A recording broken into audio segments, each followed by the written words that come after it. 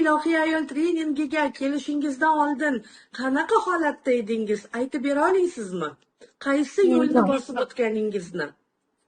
Qorong'ilikda edimda men. Ong bilan kelishishni o'rgandim. Birinchi navbatda o'zim xohlagan natijamning 80% ga erishdim. Ana, молодец.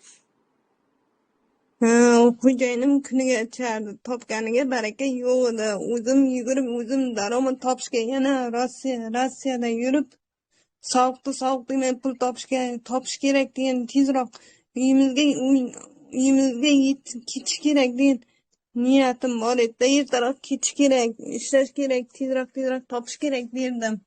Erkak haqida gap ketsa, uf bo'ldi. Gaplashmaymiz. Bu erkak bizlar uchun yo'q erkak deb axir shu darajaga bordim-da. Erkak zotini kechirganimdan keyin ana shundan keyin men xo'jayinim bilan birga haftasiga $1000 ga ko'tarildik. Ana, Oldinlari молодцы. oyiga qiynalib 8 osh bo'lsa $9 zo'rg'a daromad topardik-da ikkalamiz. Bir oyga, ya'ni bir oyda shuncha daromad topardingiz 2 kishi. Oyiga Endi hozir haftasiga $1000 ga chiqdilaringiz, to'g'ri tushundimmi? Bir haftada $1000 ga ko'tardim. Oyiga endi $40,000 da hisob kitob bo'yicha $40,000 oyiga tashladim. Shunda 5 oy, 7 oy ichida uyimizni buzib qayta ko'tarish, novostroyka qilishga ketadigan pul xarajatini yig'ib oldik. Ana, молодцы. Hozir o'sha uyimizni ko'tardik, xudoga shukr. Tomini yopdik O'zbekistonda. Kecha nima edi? Og'aylarimizda nima bo'ldi? Katta to'y bo'ldi, ma'raka bo'ldi. Bitta kuylak emas, ikkita kuylak olib berdi xo'jayinim. Ana, молодец. Loyiqsiz. Kechirdingiz, bloklarni yechdingiz, g'oliba ayol bo'lib dasturlaringizni o'zgartirdingiz. Ana endi tashqi dunyo ham o'zgaryapti. Shunaqa bo'ladi-da o'zi. Shunga men aytaman-ku, ko'z tegmasin, tutib deb qo'yaman orada kosmetik narsalar olib berdi, qimmatidan oldin maslahat beradi. Hozirchi oldinlari mana kiyimlar, kosmetikalar olib berarmidi avvallari? Olib berardi, hozirgida e'tibor yo'q oldinglar. Olib berardi, oldinglar, lekin hozirgida e'tibor berib oldim aslida.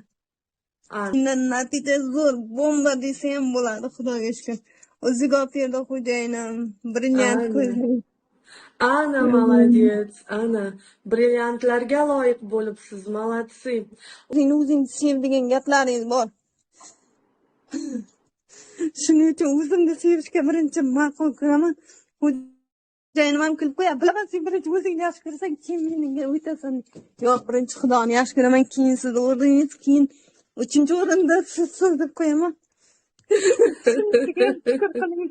Shunisiga ham shukr qiling deb qo'yaman.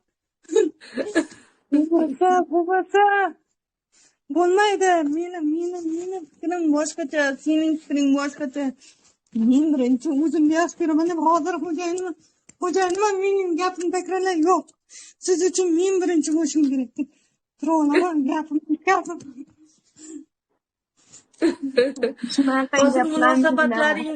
Hozir munosabatlaringiz ancha yaxshilandi deb eshitdim turmush o'rtog'ingiz bilan.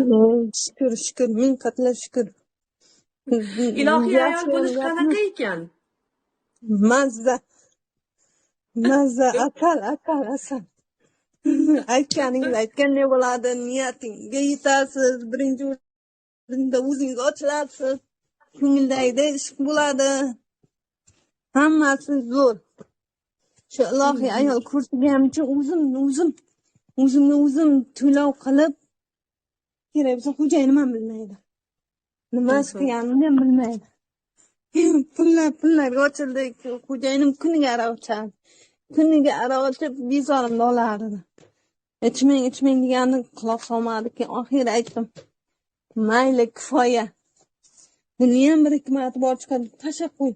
Kuniga aytishda hojat bo'lmadi-da. Qo'ydim, aytsin. Hammasi o'z-o'zidan bo'lib ketdi.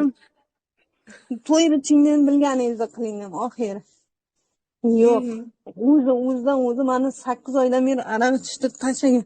Kecha to'ylarga bordigan birga. Umuman aroq degan narsani og'ziga olmadi. Bo'lmasa kuniga kechqurun bir chekushkani bo'shatib o'tiray. Biz zaksga chargana. Agar aroq ichib nima qilayotgan ayollar bo'lsa bemalol qo'shilinglar, men sizlarga tavsiya beraman.